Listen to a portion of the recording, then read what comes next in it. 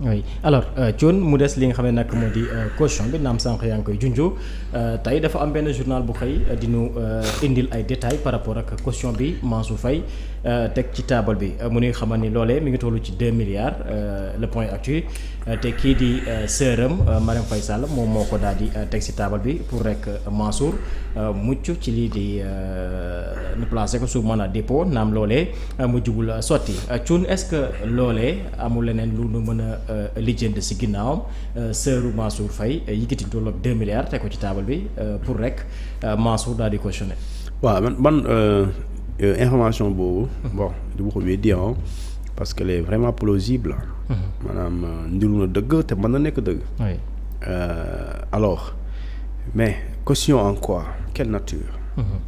quelle parce que caution dafa bëri façon. caution nit mën na cautionner alal. immeuble. nit mën na cautionner ay oto. nit mën na cautionner terrain et cetera mën na cautionner lu nekk. ay or wala diamant. comme mën nga cautionner de l'argent liquide. comme mën nga cautionner un chèque certifié. alors léegi dafa am yenn façon caution yi soo ko tegee juge bi da koy bañ moom. vraiment da koy bañ. wala mën na ko bañ. tey su ñëwoon chèque ñaata lañ koy toppee 2 milliards 700 et quelques. su ñëwoon chèque boo xamante ni certifié de 2 milliards wala de 3 milliards. certifié mooy l'argent est disponible loolu gëm naa ne dañ ko koy may mais su indoon certificat de dépôt. dépôt mooy xaalis bi firndeel ne parce que droit dépôt mooy li firndeel ne xaalis bii ñu lay toppee d'accord. yóbbu nga ko déposer nga ko ci caisse de dépôt et de consignation. loolu mooy ñu jox la certificat de dépôt. certificat de dépôt boobu ngay jël verser ko ci dossier bi. jox ko juge bi nga ne ko caution baa ngi nii du xaalis bi ngay indi teg ko ci table bi. du sac du mallette yi ngay indi du rouler du ko dugal ci non du loolu d'accord donc li nga xamante ne mooy li am foofu noonu. mooy tey je sais pas Marème Faye Sall lu ñuy wax ku ñu koy waxal bu dee dëgg la moom dafa yónnee chèque. wala dafa def ordre de virement. wala dafa indi ay mbir yoo xamante ni moom moo ko moom. mu tayal jox ko état pour garantie wala xaw ma lan la mais xam naa daal bu mu ci mën di doon bu dee kër la. bu dee kër la kër yooyu même bu dee da ngay indi kër parce que kër dafay am tur ci ku mu nekk. mais tur boobu aussi mën nañ ko bañ parce que mën na nekk jafe-jafe pour yoon. waxuma nu ko lijjanti waaye da koy tardel. par exemple kër goo xamante ne ñu ne la Saint-Louis la nekk et bi ñu ko évaluer expertiser ko mu ngi jar 200 millions par exemple. mais kër googu mën nga ko moom expertise ko mu nekk 200 millions plus leneen mu mat 2 milliards. mais kër googu balaa nga koy jël da nga koy vérifier ndax amul nekk ci contentieux. bu amee problème bu da ngay xool ndax amul problème mais da ngay xool aussi est-ce que cette même maison ne fait pas l'objet d'une hypothèque bancaire. est-ce que kër googu ñi ko moom wala kii wax ne moo ko moom est-ce que moom taylewu ko feneen ci beneen cas loolu dans ce cas état bu ko encaissé jëlul. jàppal na waaye jàppul de parce que yëfu jàmbur nga téye. donc su boobaa loolu yëpp mën na tax léegi pour éviter tous ces détails là. d'accord mën na exiger à ce que li ñu koy jox ci caution mu nekk loo xamante ni lu leer la wala loo xamante ni de préférence façon li gën a yomb. mooy certificat de dépôt moom boo ko amee. parce que certificat de dépôt moom boo ko amee mooy liy wane ne. waa caisse de dépôt et de consignation jot nañu xaalis bi. ba te parce que tant que xaalis bi logé wul ci compte CDC. duñ la defal certificat de dépôt te CDC mooy état. donc gëm naa ne bu doon Marème li ñu koy waxal Marème noonu indi na ko. loolu je pense que duñ rejeter caution loo koy rejeter. yaa ngi laaj yoon moo ne su la lenn mooy tax du dem mandat de dépôt mu indi caution lu tolloog lu ñu koy toppee. léegi mu indi lu tolloog lu ñu koy toppee nga rejeter ko te mu nekk xaalis liquide loo xamante ne mu ngi ci compte yi. non loolu moom bon am na yoo xam ne xel mënu ko nangu tamit. loolu mu nekk si mais tamit Thione est-ce que Marème Faye génnee 2 milliards. moo xam liquide la moo xam bien la moo xam takkaay la ak leneen comme ni nga ko expliqué pour Mansour cautionné loolee bu ñu ko xaymaa mu toll ci 2 milliards comme ni ko journal bi waxee te bu ñu fàttali ko jaar-jaaru Marème Faye fii ci biir Sénégal amaan na amuloon benn ndomba tànk géré wul deniers publics nekk woon ministre nekk woon dara tey mu génnee boobu lay 2 milliards est-ce que loolu it xel du xaw teey ci koppar googu. waaw mais xam nga ñun man ñu ngi ciy débat sax mais est-ce que concrètement c'est vrai. moi j'ai envie de savoir en fait. J'ai envie de savoir d'abord est-ce que concrètement c'est vrai. Maintenant si c'est vrai li nga wax mën na nekk façon ñëpp du moom kese. ñëpp ñu cautionné fii laa wax ñëpp ñu cautionné. of na bu ko neexee mu dugg ci mbir mi xool ñii seen alal ji est-ce que leew na. est-ce que amul corruption est-ce que amul enrichissement illicite of na bu ko neexee mu def ko suba bu ko neexee mu def ko wala tey bu dee wàccuñu bu la neexee ñu def ko tey. yaa ngi dégg su ko neexee aussi comme Mansour tey ni mu indee ni ñu waxalee Marème Faye Sall excusez-moi. ay 2 milliards et cetera su la neexee ñu xool enquêter. l'origine de ces 2 milliards si vraiment existé nañ. léegi lu am solo aussi ci loolu mooy li nga xamante ni moom mooy caution. moi je pense que waxoon naa fi si la ñun ñaar may la. ni ëpp problème mooy ñi nga xamante ni ñu ngi leen tudd ci ay milliards. may la c'est risqué. da ngay xaru sax ñu lay toppee 2 milliards nga teg ci table 2 milliards. waxuma la ko woon fii keroog. oui bien sûr. ok moom mais loolu sëñ bi dafa am loo xamante ni c'est-à-dire que sa xel soo ko indee da ngay dugal da ngay tijji sa bopp beneen problème. ok beneen dossier lay beneen dossier ngay am. te lii nii te buñ la tëjee encore ci lii buñ la jàppee ci loolu. buñ la daanee ci lii di nga fay 2 milliards yi loolu moom du dee wax. buñ la fay ci détournement de deniers publics. ah oui buñ la tëjee. tey tëj bi sax ñi cautionné xamul dañu ñooy ëpp chance. ñi cautionné wul parce que ñi cautionné ñoom ñi mën nañoo séentu buñ leen di àtte. ñu oyofal daan yi wala ñu tëj leen condamné leen. xam nga mën na leen tëj avec sursis. wala ñu condamné leen noonu après ñu wàññi daan bi. mais ñii amuñu possibilité boobu. d'accord ñi cautionné wul mooy kaw Moustapha Diop. ñu cautionné wul. ba ñu àtte la lañ la wax. boo cautionné wul ba ñu àtte la non seulement li ñu la teg da nga koy fay. te mën nga dem ba sax yow ñu confisquer sa yëf maanaam say bien kon xam nga gën na garaaw. nga am ba pare nga war a fay li ñu wax ne nga yoreel nit ñi. ba pare ñu ne léegi lépp luñ xam yow yaa ko moom ñu dañ koy nangu.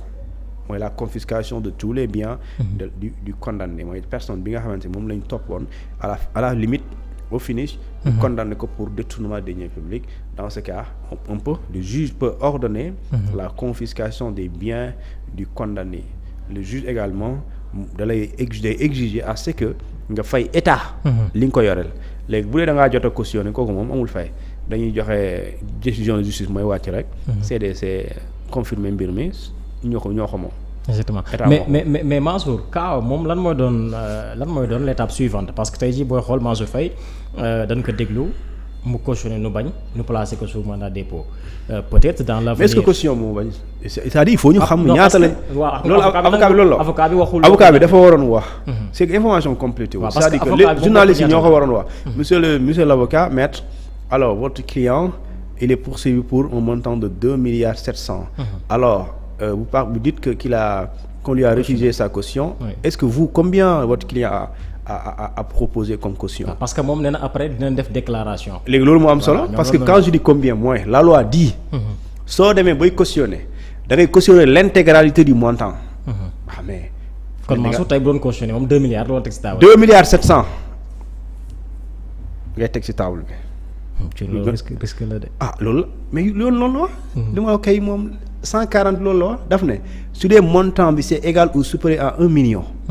sooy cautionner wala nga rembourser da ngay cautionner l'intégralité. léegi tubaab la na si la.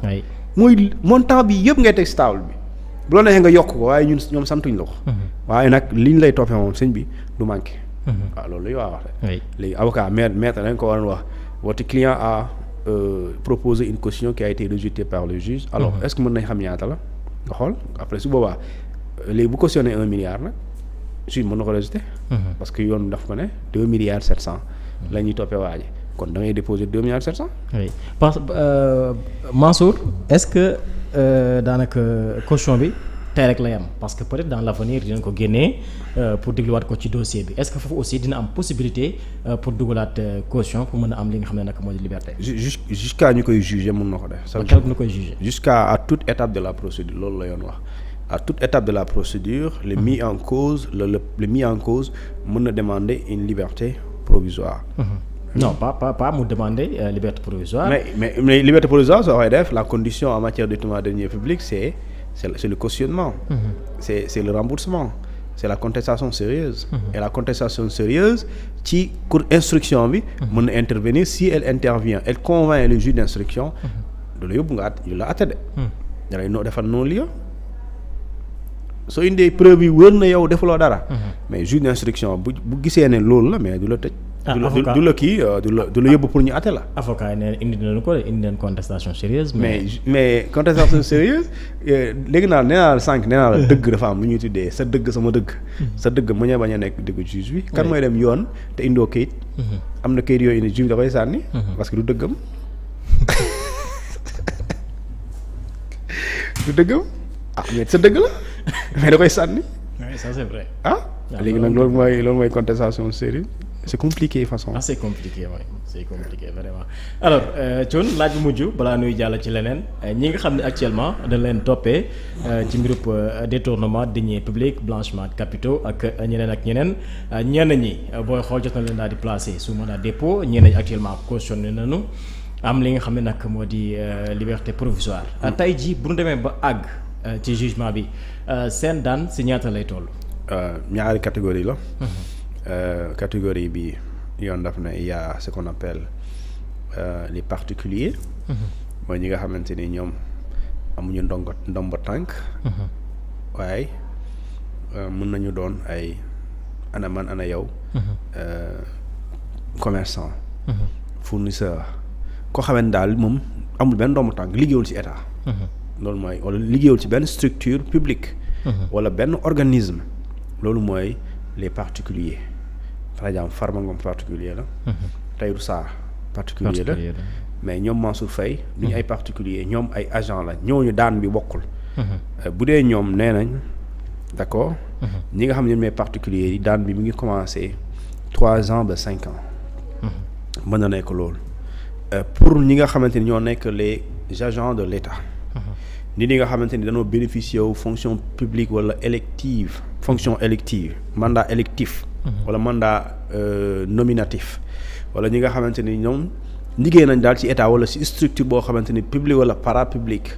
ci ministères yi ci direction yi ci mairie yi wala loo xamante daal service état la. service public la. ñooñu seen daan mën na commencer 5 ans ba 7 ans des fois même bi 10 ans ñooñu mooy ñi nga xamante ni ñoom ñooy ñi liggéey ci nguur. liggéey ci nguur moom mooy kaaw Mansour Faye. Mansour Faye ministres yi DAGE yi ñëpp ci lañ bokk. ministres yi DAGE yi. mais ñi nga xamante ne liggéeyuñ ci par exemple fournisseur kooku du bokku ci. commerçant bi bokku ci même bu dee dañ koy daan dañ ko ne moom lu muy risqué c'est diggante 3 ans 5 ans. kee c'est diggante 5 ans ba 10 ans donc mën na nekk 6 ans 7 ans 8 ans 9 ans 10 ans yooyu la maintenant le fait que mu nekk 10 ans aussi taxul mu nekk crime donc dañ ne diggante 5 ans ba 10 ans. c'est ça la fourchette mais waxuñ la diggante 10 ans ba kaw à partir de 10 ans déedéet à partir de 10 ans c'est considéré comme un crime. moo tax détournement de deniers publics lu mu garaaw Sénégal fii ça reste un délit. parce que le délit la peine c'est à partir le crime la peine c'est à partir de 10 ans jëm kaw 10 ans 15 ans 20 ans perpète à réclusion criminelle à temps à perpétuité donc malgré tout le délit c'est le détournement de deniers publics est un délit. donc c'est diggante 3 ans 5 ans 5 ans 10 ans. doy na waar de Thione loolu kii na de. doy na waar mais loolu la de. donc natt ko ci temps bi. nous sommes en 2025. donc ñi nga xam ne ñoom ñoo nekk les particuliers. ñu ngi risqué fii ba 2035. 2030 non 2029. 2029 wala 2030. 2029 ou waaye 2029 parce que 2025 donc 2030. pour ñeneen ñi c'est 2030 31 32. 32 33 34 façon 35. Macky Sall waxoon horizon 2035. loolu sori na de. loolu sori na trop. loolu la de. alors Thione daanaka tey du Mansour rek nu ñu placé sous mandat de dépôt même l'ancien ministre conseiller moom it jotoon ko daal di.